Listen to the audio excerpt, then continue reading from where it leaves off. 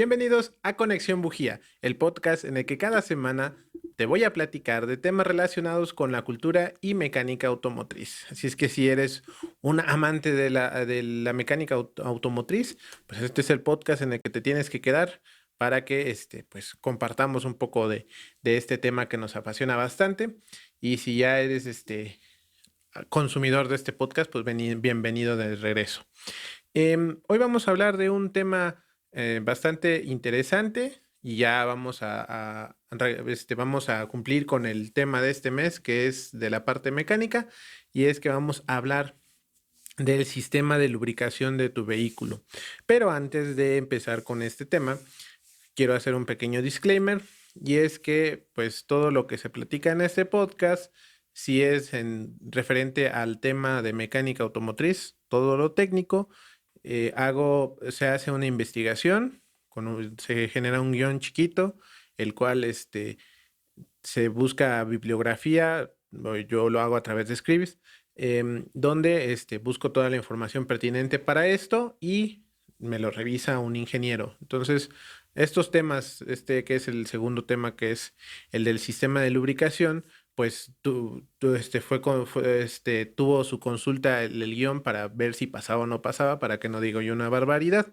Al final del día, la misión mía en este podcast es un poco de divulgación para que si tú eres un entusiasta del automovilismo y te quieres integrar a este mundo, pues partas de aquí y te vayas investigando y vayas generando este conocimiento hasta que tal vez estudies una carrera referente a esto. Entonces, dicho esto de inicio, pues vamos a comenzar hablando precisamente de este segundo tema, que es el sistema de lubricación. Como ya hemos platicado en el primer episodio de este podcast, si no lo han visto, vayan a verlo. El motor tiene en su interior piezas metálicas que tienen fricción entre ellas. La complicación que existe en este tipo de principio es que la fricción entre dos metales genera calor y un desgaste muy brusco entre las superficies de estas piezas. Recordemos que las piezas del motor están unas con otras, metal con metal. Es por eso que para un funcionamiento óptimo de un motor de combustión interna se necesita un sistema de lubricación. Este sistema se encarga efectivamente de mantener lubricadas las superficies de estas piezas metálicas, además de mantenerlas a una temperatura óptima de trabajo. Se ocupan aleaciones de metal que pueden alcanzar un régimen de trabajo a una temperatura alta y este no va a perder su estructura interna, o no va a perder su forma, ¿no? Son poco flexibles. Hay un diseño en el material que no me voy a poner a explicar porque es un poco más específico y para eso no estudié, pero en pocas palabras, si tú buscas el pistón de tu coche, la biela, va a ser metálica y este metal está diseñado para soportar temperaturas altas de trabajo. Ok. Para esto es importante el espacio entre ambas superficies, que entre las piezas tenemos un espacio entre pieza y pieza, digamos que amplificado se ve así, ¿no? Entre un espacio entre, como si juntaras casi tus manos y no las logras poner una sobre la otra. Existe un espacio, el cual es una tolerancia que se permite, donde entra el sistema de lubricación. Cuando se arman estas piezas, sus superficies no están completamente unidas. O sea, sí se montan una sobre de otra, pero ahí existe un espacio, ¿no? Em, y es un espacio menor de una micra, o sea, son realmente espacios sumamente pequeños que pareciera que están unidos unos con otros, pero no lo están. En este espacio fluye el aceite para llenar el espacio. Vamos, el sistema de lubricación echa mano del aceite, que es el que va a ayudar a que exista este deslizamiento entre metales y que permita que el motor gire. Es importante mencionar que los espacios entre las piezas van a depender de las características de cada motor. Van a depender de las características de cada motor y también va a depender de cada fabricante, ¿no? O sea, para cada si tú tomas el motor de un Nissan contra el motor de un Volkswagen, pues esas tolerancias de espacios entre piezas van a variar dependiendo del motor y también va a depender a veces entre marcas. En una sola marca va a depender de qué tipo de vehículos sean, si sean vehículos muy antiguos o muy nuevos. Las piezas básicas de este sistema, ya entrando un poco en materia con el sistema el sistema de lubricación, pues algunos de sus piezas son el cárter, ¿no? Esta es la pieza donde se almacena el aceite, que está, vamos, al fondo del motor y pues si tú la ves y la desarmas es como una tinita. Ahí se almacena el aceite el aceite que tiene tu motor. Después de esto va a tener una bomba que extrae el aceite, un filtro que va a ser el que vamos, filtra el aceite y venas o conductos internos que hacen llegar el aceite a las piezas que se deben de lubricar, ¿no? Entonces, cuando ustedes ven el monobloc de su vehículo, dentro hay venas de aceite que van a distribuir el aceite hacia diferentes puntos para que el aceite llegue desde la parte baja del motor hasta la parte alta de la cabeza o culata, como se le conoce vamos, a la parte alta del motor. Todo eso necesita ser lubricado porque tenemos piezas metálicas que están girando entre sí, entonces tienen que ser lubricadas y esa es la función de la bomba, a extraer el aceite, hacerlo subir y que se impregne todo de aceite y todo esto escurre hacia la base del motor que es el cigüeñal y se mantiene este ciclo mientras el vehículo esté funcionando. Las piezas que se lubrican son los cojinetes del cigüeñal, bielas de pistón, camisas de cilindros y pues con la ayuda del aceite, estas piezas son las que tienen fricción entre ellas. Y ya con la ayuda del aceite vamos a tener un desgaste muy leve. O sea, sí, sí la fricción entre metales sí va a generar un desgaste, pero gracias al aceite vamos a tener un desgaste menor o bueno, un poco más controlado, ¿no? Y va a ser un poco gradual, lo que le da una vida útil al motor, ¿no? A diferencia de que si ponemos metal con metal, de volada se calienta, se empieza a deformar y se amarra como pues comúnmente dice uno, ¿no? Si pones a friccionar dos superficies metálicas, llega un punto donde se atoran, se amarran por no encontrar otro término más apto y eso, pues eso se evita si tenemos el lubricante. Em, Ahora, del desgaste del motor con el aceite, vamos a generar partículas que se desprenden de las piezas del motor y estas van del orden un micrómetro a 2 micrómetros. O sea, son partículas sumamente pequeñas que no van a generar un daño en esas superficies, ¿no? Piensen nada más si ustedes se resbalan con su mano sobre la arena, pues los granos de arena lastiman su piel. Pues más o menos sucede lo mismo. Si se desprendieran piezas o partículas de metal más grandes, que sean perceptibles al tacto, si el aceite arrastra esta pieza hacia el cojinete del cigüeñal, por ejemplo, pues va a rayar la superficie, ¿no? Y esto va a generar que empiece a haber ahí no va a haber un deslizamiento de los metales óptimo. Ya fuera de las piezas que conforman el sistema de lubricación o las piezas lubricadas, vamos a tener otro elemento de suma importancia y ese es el lubricante, ¿no? Ya mencionamos el aceite, ahora vamos a hablar acerca un poquito del aceite, porque el aceite debe de tener ciertas características. Tampoco es como que agarres aceite de la cocina y ese le puedas poner al coche, ¿no? O sea, tienen propiedades que son muy importantes para el funcionamiento de tu motor. Ahora, antes de comenzar a platicar de los tipos de lubricantes, es importante mencionar las características básicas de un lubricante para un motor de combustión interna. La primera de las características es la viscosidad cinemática. Este parámetro nos habla de la resistencia interna de un fluido a fluir bajo las fuerzas gravitacionales, ¿no? O sea, tú pones ya sea en caída libre o sobre una superficie inclinada, la viscosidad cinemática va a ser la resistencia que este fluido va a tener para fluir, ¿no? O sea, un fluido que fluye, es algo reiterativo. Pensemos en la miel, ¿no? Si tú agarras una cucharada de miel y la pones en un vaso, esta va a traer, le va a costar caer hacia el vaso. Ese es viscosidad cinemática, ¿no? Obviamente es un parámetro, es una constante, ¿no? Que cada este, mm, líquido va a tener. Entonces, el aceite tiene que tener un parámetro muy específico de viscosidad cinemática. Se determina midiendo el tiempo en segundos requerido para que un volumen fijo de fluido fluya por gravedad una distancia conocida a través de un tubo capilar dentro de un viscosímetro calibrado a una temperatura estrechamente controlada.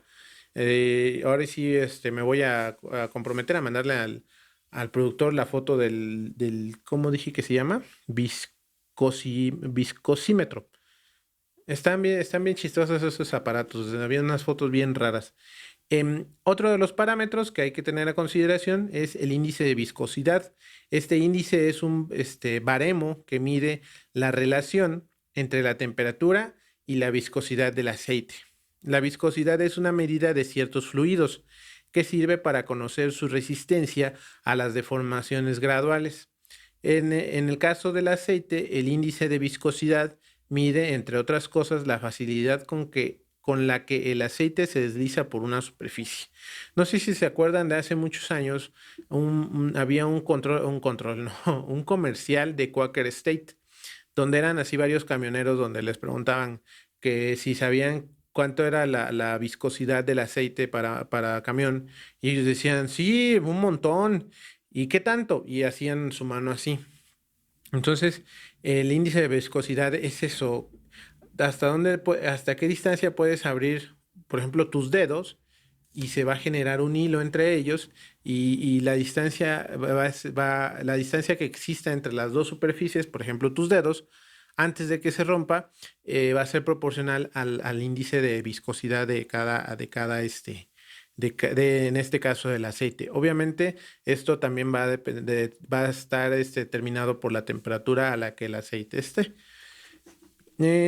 Otro de los parámetros es el punto de fluidez. Este punto de fluidez para los aceites de motor es la temperatura más baja a la que se observa que el aceite fluye por gravedad. Y esta es una prueba de laboratorio que se hace que es muy específica y volvemos, ¿no? Recordemos que los fluidos, cuando la temperatura, bueno, tienen un punto de congelamiento, que es cuando ya se solidifican por completo. Recordemos que en el caso del agua, el punto de solidificación es los 0 grados centígrados. Ya va a depender de cada fluido, esta temperatura, ¿no? Tendremos fluidos que a temperatura ambiente se congelan, por decirlo de una forma. Habrá fluidos que bajo cero sucede eso. Entonces, el punto de fluidez va a ser esa temperatura la más baja en la que tu aceite va a seguir siendo líquido y no sólido. Y el punto extremo es el punto de inflamación. El punto de inflamación es la temperatura a partir de la cual una sustancia arde si se le aplica una llama al menos durante 5 segundos. Este valor limita la temperatura a la que el aceite debe estar expuesto, ¿no? De nuevo, ese es como el extremo que vas a tener hacia arriba, hacia temperaturas altas, en el que el aceite se va a mantener de nuevo como es una base de petróleo, y el petróleo es un hidrocarburo. Antes de que se inflame o se queme, el aceite va a seguir trabajando a unas temperaturas donde se va a mantener líquido. Va a estar ya muy, muy aguado, como comúnmente se dice, pero no se va a inflamar o no se va a evaporar, dependiendo del tipo de aceite que tengamos. Pero de nuevo, es un parámetro hacia arriba y un parámetro hacia abajo, donde es antes de que se congele y antes de que se empiece a quemar. Y bueno, regresamos a la baja temperatura. el punto de fluidez, es un punto, un parámetro, y aparte está otro parámetro que es el punto de congelación, ¿no? Que no hay que explicarlo tanto. A partir de del punto de la temperatura a la cual una sustancia, pues se solidifica, ¿no? De nuevo, creo que aquí ya me estoy haciendo yo bolas un poquito. El punto de fluidez es hasta donde se mantiene trabajando a una temperatura baja. De ahí vamos a tener el punto de congelación, que es que no debería de variar mucho del punto de fluidez mínima. Y aparte tenemos el punto de inflamación. La volatilidad es un término usado para describir la ebullición, entre comillas, de moléculas más livianas en los fluidos. Está estrechamente relacionado con el consumo de aceite en los motores de automóviles, ¿no? O sea, em, y es que más adelante cuando lo hablemos, ya cuando veamos los aceites monogrados y multigrados, vamos a platicar, va a ser otro episodio de los regímenes de temperaturas donde vamos a poder trabajar con unos aceites.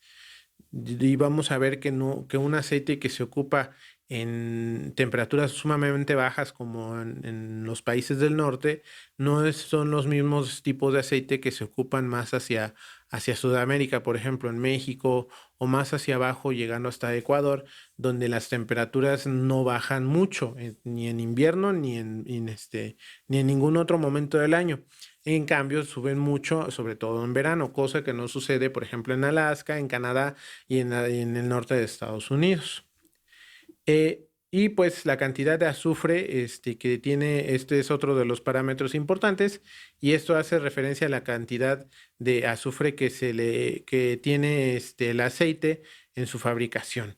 Pues es un aditivo que originalmente permitía al aceite trabajar a altas temperaturas. Actualmente, con los temas de regulación ambientales, el índice de azufre es menor, y debido a esto se propicia la creación de cenizas de metales pesados, ¿no? O sea, al tener mucho azufre en tu aceite, a la hora de estar quemándose o bueno, trabajando, se calienta y se desprenden cenizas de metales pesados que son nocivos para el medio ambiente. Entonces, pues ya actualmente todo se dirige hacia algo más ecológico, y pues entre más bajo sea el índice de azufre que tenga tu aceite, pues es más recomendable y es más amigable con el ambiente.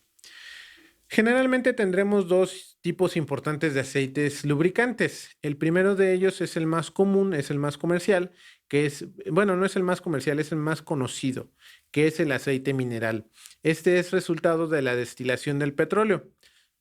Claro, esto es producto de los diferentes procesos de refinación, ¿no? Recordemos que el aceite, bueno, no, el petróleo cuando se extrae es materia prima y se refina, y de este proceso de refinación vamos a obtener diferentes productos, ¿no? A base de petróleo, entre ellos pues obviamente la gasolina y también el aceite.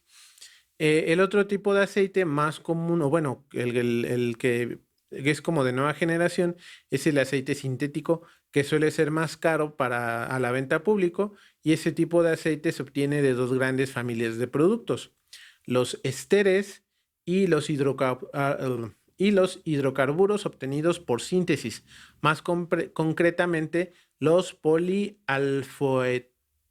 Ahí va de nuevo. Los alfa olefinos procesados a partir del etileno. Estos aceites se obtienen mediante procesos químicos complejos, que esto claramente eleva su precio, porque no nada más es refinar el petróleo y ya tenemos aceite, y pues sus características de funcionamiento son mejores que las de los aceites minerales. Las características que más resaltan entre el mineral y el sintético, que es que el sintético va a tener un índice de viscosidad más alto, mayor resistencia a altas temperaturas y mayor resistencia a la oxidación de sus compuestos, ¿no? O sea, para que se degrade tiene una vida útil un poco más larga. Entonces, Así como es de elevado su precio, es más largo su uso en un régimen de trabajo constante. También suelen usarse aceites semisintéticos y estos están compuestos por una mezcla entre mineral y sintéticos. Vienen mezclados en una proporción de 70 a 80 de aceite mineral y de 30 a 20 de aceite sintético. Ya para finalizar, vamos a comentar un poco las propiedades de un lubricante para motor de combustión interna. Eh, una, la, este, mm, una de las propiedades, aparte de lubricar, es refrigerar. Además de lubricar, el aceite complementa al sistema de refrigeración de un motor, esto más específico en los cilindros, ya que el rozamiento entre el émbolo y la camisa generan calor. Este calor es transferido por la película del aceite que se genera entre el pistón y en las paredes del cilindro, y gracias a esto la temperatura se mantiene constante. Esto requiere que el lubricante esté diseñado para soportar altas temperaturas de trabajo. Recordemos que al menos el refrigerante de los vehículos depende del tipo de vehículo. En algunos vehículos americanos, por ejemplo, alcanzan los 100 grados. Entonces, esto nos habla de que los metales están todavía a una temperatura mayor y luego la combustión del vehículo de manera interna alcanzan temperaturas muy altas.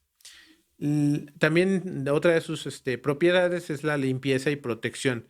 A pesar de que el lubricante, de lubricar de nuevo, eh, las piezas que se desprenden, estas micropartículas de metal, se revuelven en el aceite, ¿no?